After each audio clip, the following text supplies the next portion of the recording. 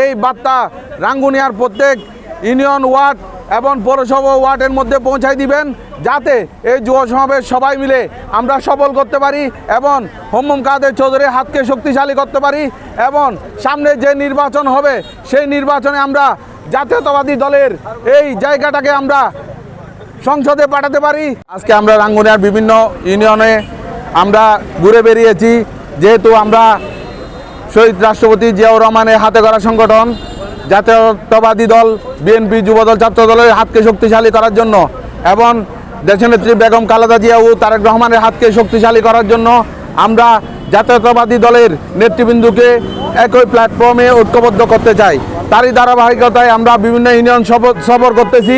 যেহেতু সামনে আমাদের যুব সমাবেশের একটা তারিখ হবে, আমি আশা করব প্রিয় নেতা হোমম কাদের চৌধুরীর হাতকে শক্তিশালী করতে এবং রাঙ্গুনিয়ার তরুণ নেতৃত্বকে সামনের দিনগুলোতে সামনে নিয়ে আসার জন্য আমাদের এই প্ল্যাটফর্মটা তৈরি করা।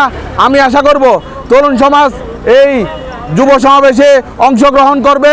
আপনারা এই বার্তা রাঙ্গুনিয়ার প্রত্যেক ইউনিয়ন ওয়ার্ড এবং পৌরসভা ওয়ার্ডের মধ্যে পৌঁছাই দিবেন, যাতে এই যুব সমাবেশ সবাই মিলে আমরা সফল করতে পারি এবং হোমম কাদের চৌধুরীর হাতকে শক্তিশালী করতে পারি এবং সামনে যে নির্বাচন হবে সেই নির্বাচনে আমরা জাতীয়তাবাদী দলের এই জায়গাটাকে আমরা সংসদে পাঠাতে পারি। সেই আশাবাদ ব্যক্ত করে আমি আমার সংক্ষিপ্ত বক্তব্য শেষ করলাম। আসসালামু আলাইকুম।